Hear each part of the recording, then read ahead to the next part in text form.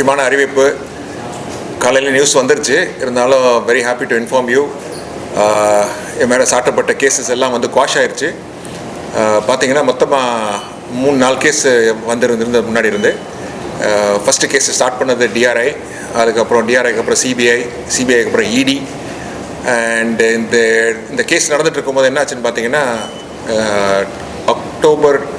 March 22 இந்த case சார்பாக வந்து ஐ வாஸ் அரெஸ்டட் அண்ட் 31 மாதம் I had to spend in Puzhal. And இப்போ வந்து என்னென்னு பார்த்தீங்கன்னா என் மேலே சாட்டப்பட்ட கேசஸ் எல்லாமே வந்து எல்லா நீதிமன்றமும் வந்து இப்போ குவாஷ் பண்ணிட்டாங்க. ஸோ ஸ்டார்டிங் வித் செஸ்டாட் இன் பாம்பே, அவங்க வந்து ஃபஸ்ட்டு குவாஷ் பண்ணாங்க. அதுக்கப்புறம் அடுத்தபடியாக பார்த்தீங்கன்னா டெல்லி ஹைகோர்ட்டில் குவாஷ் பண்ணாங்க. அதுக்கப்புறம் பார்த்தீங்கன்னா மெட்ராஸ் ஹைகோர்ட் குவாஷ் பண்ணாங்க. இப்போ லேட்டஸ்ட்டாக பார்த்தீங்கன்னா April 28 அதான் கடைசியாக வந்த கேஸு. அது வந்து trial court, CBI court number 13 CBI court 15 CBI court 13 அங்கே வந்து லாஸ்ட் ரிமைனிங் கேஸ் அதையும் ஒன்று குவாஷ் பண்ணிட்டாங்க. இந்த முக்கியமான அறிவிப்பு சொல்கிறதுக்கு தான் உங்களுக்கு இந்த ப்ரெஸ் மீட்டிங் இங்கே வச்சுருக்கோம். அஃப்கோர்ஸ் உங்களுக்கு நம்ம கம்பெனியை பற்றி தெரிஞ்சுக்கணும்னு நினைக்கிறேன். கோஸ்டல் எனர்ஜி ஃபஸ்ட்டு வந்து கோலில் வந்து ஸ்டார்ட் பண்ணோம். At one point time we were one of the largest suppliers of coal. அதுக்கப்புறம் அதை ஒட்டி பவர் பிளான்ட் செட் பண்ணோம் தூத்துக்குடியில். And it ran into a lot of problems, issues. இருந்தாலும் அதுக்கு இடையில் இந்த கேஸ் வேறு வந்துடுச்சு. And so we had to face the case. And இப்போ கேஸ் எல்லாம் வாஷ் பண்ணிவிட்டு we are hoping that we'll start off on a fresh note. So forum is open. Any questions இதை கேட்குறவங்க கேளுங்க. I can update whatever you want to ask. இந்த வழக்கு விசாரணையின் போது இந்த இது வந்து ஒரு பொய் வழக்கு அப்படி நிரூபிக்கிறதுக்காக நீங்கள் என்ன மாதிரியான வாதங்கள் முன்வைக்கிறீங்க தரப்பு வழக்கறிஞர்கள்? இல்லை, அன்றைக்கும் சரி இன்றைக்கும் சரி என்னென்னு பார்த்தீங்கன்னா அதே ஸ்டான்ஸாக மெயின்டைன் பண்ணிகிட்டு இருக்கோம். ஒரே ஸ்டான்ஸாக மெயின்டைன் பண்ணோம். ஃபஸ்ட்டு கேஸை ஸ்டார்ட் பண்ணும்போது அதே ஸ்டான்ஸாக மெயின்டைன் பண்ணோம். ஏன்னா நம்ம சப்ளை பண்ண நிலக்கரிலாம் பார்த்தீங்கன்னா எல்லாம் எண்ட் யூசர் அவங்களா சர்டிஃபை பண்ணுது. அவங்க லேபில் அவங்களா டெஸ்ட் பண்ணி அவங்களா சர்டிஃபிகேட் இஷ்யூ பண்ணி அதுக்கப்புறம் தான் பேமெண்ட் ரிலீஸ் பண்ணுறாங்க. ஸோ அதுக்கப்புறம் வந்து இல்லை குவாலிட்டி மிஸ்மேட்ச் இருக்குன்னு சொல்கிறதுக்கு வந்து it was not tenable argument. அதனால் அதே தான் மெயின்டைன் பண்ணோம். கடைசி வரைக்கும் same argument was maintained. So அதான் கோர்ட்டு அதே ஆர்குமெண்ட் தான், இதே ஆர்குமெண்ட் தான், சேம் ஆர்குமெண்ட் தான் நாங்கள் பெயிலையும் பண்ணிகிட்டு இருந்தோம். Unfortunately it took a very long time. 31 months I was arrested. So no comments. அதெல்லாம் சொல்ல முடியாது, தெரியல எனக்கு. I don't think so. இந்த வழக்குடைய பின்னணி ஏதாவது யாரு வேற ஏதாவது உள்நோக்கத்தோட போட்ட வழக்கு அப்படி பார்க்குறீங்க? என்ன மோட்டிவேஷன் இருக்கா, இன்டென்ஷன் ஏதாவது இருக்கா? யோசிக்க ஆரம்பித்தோம்னா எது இருந்தவன் கண்டதெல்லாம் போய். ஸோ எதை வேணாலும் சொல்லலாம், எது வேணாலும் நடந்திருக்கலாம். ஆனது ஆகிப்போச்சு. So we'd like to see that past is past. And கேஸை ஃபைட் பண்ணுறது தான் எங்களுக்கு முக்கியமான குறிக்கோளாக இருந்தது. And of course I'm very grateful to all my team members. ஏன்னா மல்டிபிள் கேசஸ் ஏன்னா நாங்கள் ஃபைட் பண்ணுறது வந்து first we had to fight trial court, அதுக்கப்புறம் we had to fight Madras high court, அதுக்கப்புறம் we had to go to supreme court. And பார்த்தீங்கன்னா multiple journeys. So இந்த இடத்துல வந்து மல்டிபிளாக போகணும். Constantly we had to keep arguing our case. Legal பில்ஸே பார்த்தீங்கன்னா it costs such a huge amount of money. But இருந்தாலும் நம்ம பேரை கிளியர் பண்ணுங்கிறதுக்காக we had no choice. But so we had to fight. Case completely. Any possibility that they will reopen the case of the possibility? அதுக்குள்ள time வந்து I think it is already over அந்த appeal period எல்லாம். இது டிபார்ட்மெண்ட்டே தான் வந்து அவங்ககிட்ட எந்த documents இல்லைன்னு சொல்லிட்டு க்ளோஸ் பண்ணியிருக்காங்க. அதனால் திருப்பி ரீஓப்பன் பண்ணுறதுக்கு பாசிபிலிட்டிஸ் ஆர் வெரி ரிமோட். நீங்கள் கோர் சப்ளை பண்ணி அவங்களுடைய ப்ராப்ளம் சப்ளையர் எல்லாருமே வந்து யாருமே வந்து சப்ஸ்டாண்டர்ட் கோல் வந்ததுன்னு கம்ப்ளைண்ட் பண்ணவே இல்லை. டிபார்ட்மெண்ட்டாக ஒரு யூகத்தில் வந்து சப்ஸ்டாண்டர்ட் கோல் சப்ளை பண்ணியிருக்குன்னு சொல்லிட்டு இந்த கேஸ் எடுத்தது. அண்ட் எங்கள் கம்பெனி மட்டும் இல்லை, ஒரு ஆல் ஓவர் இந்தியா ஒரு 6-7 கம்பெனி மேலே இந்த மாதிரி கேஸ் இருக்குது. பட் அன்ஃபார்ச்சுனேட்லி எங்களது மட்டும் கொஞ்சம் ஃபோக்கஸ் ஆகி ரொம்ப லைம் லைட்டுக்கு வந்தது.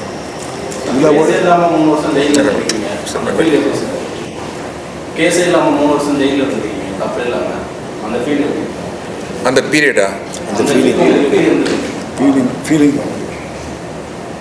அதை பற்றி ரொம்ப யோசிக்கக்கூடாது. ஏன்னா யோசிக்க ஆரம்பிச்சோன்னா பிரச்சனை, ரைட்? இப்போ பார்த்தீங்கன்னா உள்ளெல்லாம் போன பிறகு தான் தெரியும். நிறைய பேர் நம்மள மாதிரியே இருக்காங்க. Lot of cases like this. மற்ற ஆளுக்கு வந்து பார்த்தீங்கன்னா நிறைய இந்த மாதிரி சஃபர் பண்ணிகிட்டு இருக்காங்க. எவென்ச்சுவலி ஜஸ்டிஸ் வில் ப்ரிவேல்னு சொல்லி ஒரு நம்பிக்கை. அதனால் we kept fighting with the you know lot of confidence and இன்னைக்கு வந்து we are happy ஏன்னா கேஸ் முடிஞ்சது தான் மோஸ்ட் இம்பார்ட்டன்ட். ஸோ அது திருப்பி பாஸ்ட்டில் இல்லாமல் only we want to look at the future. Central கவர்மெண்டோட இன்வால்வ்மெண்ட் இருக்குன்னு நினைக்கிறேன். கேஸ் வந்தது right, case has been closed அதான். So central government state government அது அப்பாற்பட்டது, we are only sticking on the case right now. இல்லை சார், நிறைய எதிர்கட்சிகள் வந்து இது போல சிபிஐ ஆகட்டும், இடி ஆகட்டும், இந்த டிஆர்ஐ ஆகட்டும், இவங்க எல்லாமே வந்து ஒரு டூலாக யூஸ் பண்ணுறாங்க அப்படின்னு நிறைய சார்ஜஸ் இருக்குது. உங்கள் கேஸ்க்கு அப்படி எடுத்துக்கலாமா? இது உங்களுக்கு ஒரு தப்பே செய்யாத ஒருத்தர் உங்கள் மேலே வந்து இது போல ஒரு வழக்கு போடுறதுக்கு வந்து இது ஒரு கருவியை பயன்படுத்திட்டாங்கன்னு சொல்லிக்கலாமா?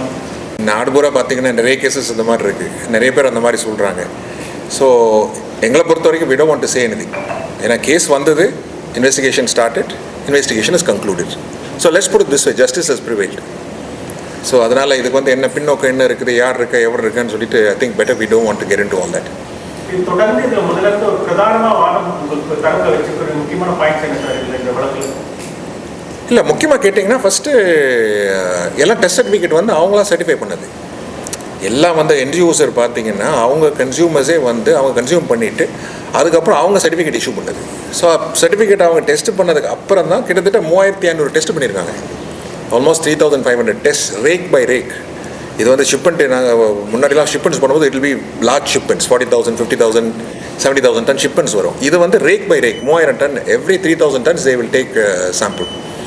ஸோ அது வந்து அவங்க எண்ட் யூஸராக பண்ணுறது. ஸோ யார் வந்து கன்சியூமராக இருக்காங்களோ அவங்களா டெஸ்ட் பண்ணுறது. So finally that's what is the final report. ஏன்னா அவங்க வந்து லோட் போட்டோட வந்து அவங்க ஃபைனலாக என்ன கன்சியூம் பண்ணுறாங்களோ அதுக்கு தான் பே பண்ணுவாங்க. So that's what was finally taken. அதே ஆர்குமெண்ட் தான் ஃபஸ்ட் வந்து மெயின்டைன் பண்ணிட்டு இருந்தோம். And that was also what was taken into cognizance. Substandard கோடால கவர்மெண்ட் லேப் லாஸ் ஆச்சுன்னு அதை பற்றி என்ன சொன்னாங்க? இல்லை, த ஹோல் அலிகேஷனே அதுதானே, சப்ஸ்டாண்டர்ட் கோலாக இருக்குது, அதனால் வந்து ப்ராப்ளம் சொல்லி தான் த ஹோல் அலிகேஷன் வாஸ் தேட்ல. இந்த So- கோலை ஏற்றும் போதும் ஒரு தடவை டெஸ்ட் பண்ணுவாங்க, இங்கே வந்து இறக்கும் போதும் ஒரு தடவை டெஸ்ட் பண்ணுவாங்க, அதுக்கப்புறம் கூட்ஸில் ஏற்றும் போது ஒரு தடவை டெஸ்ட் பண்ணுவாங்க. கூட்ஸ் வந்து பப்ளிக் செக்டார் யூனிட்ஸ் ஒரு 7 different public sector units different ஸ்டேட்ஸில் இறக்கும் போது அங்கேயும் சாம்பிள் எடுப்பாங்க. அதுக்கப்புறம் ஒவ்வொரு பப்ளிக் செக்டாரும் அவங்களோட சொந்த லேப் வச்சுருக்காங்க, பிளான்ட் உள்ளக்கையே. அதில் டெஸ்ட் பண்ணி அந்த டெஸ்ட்டு என்ன ரிசல்ட் சொல்லுதோ அதை பேஸ் பண்ணி தான் பேமெண்ட்டை ரிலீஸ் பண்ணுவாங்க. அது ஒவ்வொரு டெஸ்ட்டும் வந்து 3600, சார் 3500னாங்க, 3600 டெஸ்ட்டு, வேரியஸ் டெஸ்ட் பண்ணினதுக்கப்புறம் தான் அந்த பேமெண்ட்டே ரிலீஸ் பண்ணுவாங்க. அதாவது கடைசி 10% பேமெண்ட் ரிலீஸ் பண்ணுறதும் அவங்க டெஸ்ட் இந்த லேப் டெஸ்ட்லாம் முடிஞ்சதுக்கப்புறம் அவங்க அந்த கோலை எரிச்சதுக்கப்புறம் ஏதாவது முன்ன பின்ன இருந்தால் அது கழிக்கிறதுக்காக ஒரு 10% வச்சுருப்பாங்க. அதையுமே அது முடிஞ்சதுக்கப்புறம் ஒரு 3 மாதத்துக்கு அப்புறம் அந்த பேமெண்ட்டையும் ரிலீஸ் பண்ணிடுவாங்க. இப்போ இவங்களுக்கு கோல் சப்ளை பண்ணுங்க சார் கவர்மெண்ட் கம்பெனி.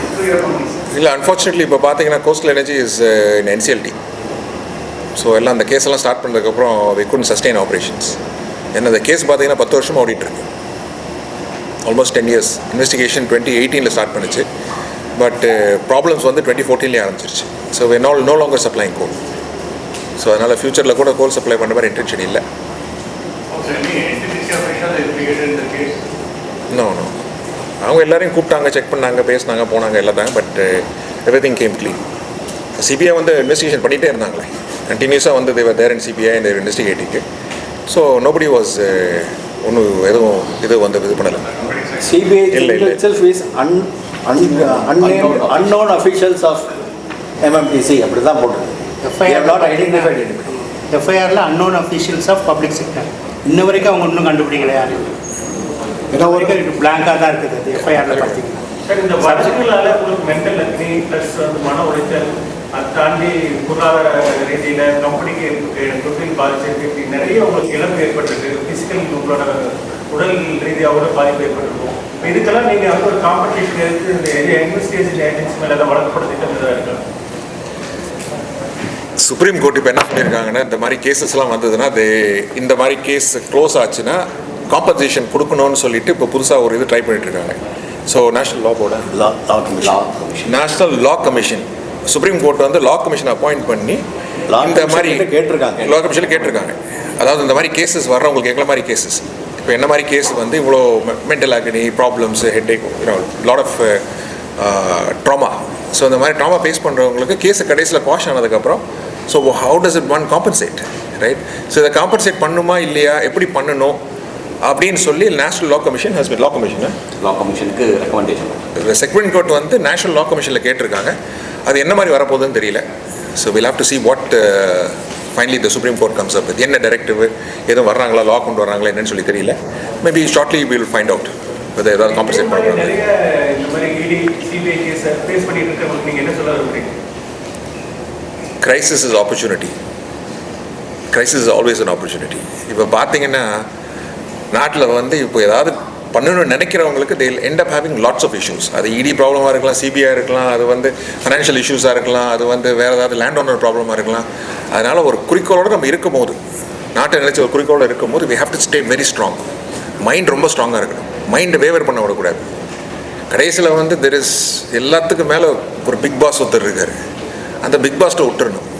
ஸோ ரொம்ப யோசிக்க ஆரம்பிச்சோம்னா நம்ம என்ன பண்ணோம் சரியா தப்பான்னு சொல்லி ரொம்ப யோசிக்க ஆரம்பிச்சோம்னா it becomes two difficult to manage. அதாவது கரெக்டாக பண்ணியிருந்தா உங்களுக்கு if people have done the right thing, best to leave it to God. இறைவன்கிட்ட விட்டுட்டு do whatever is, stay positive every day, every minute. ஏன்னா உங்களுக்கு மைண்டு தான் நம்மளை ரொம்ப குழப்பி விட்டுரும். ஸோ கேஸ் ஒரு பக்கம் இருக்குது, but what is more important is mental tenacity. So and any leader you have seen, political leader or business leaders எல்லாம் பார்த்தீங்கன்னா all of them would have gone through some incredible trauma in their life. And ட்ராமாலாம் தாண்டி தான் வெளியே வர்றாங்க. So that's what makes them very resilient.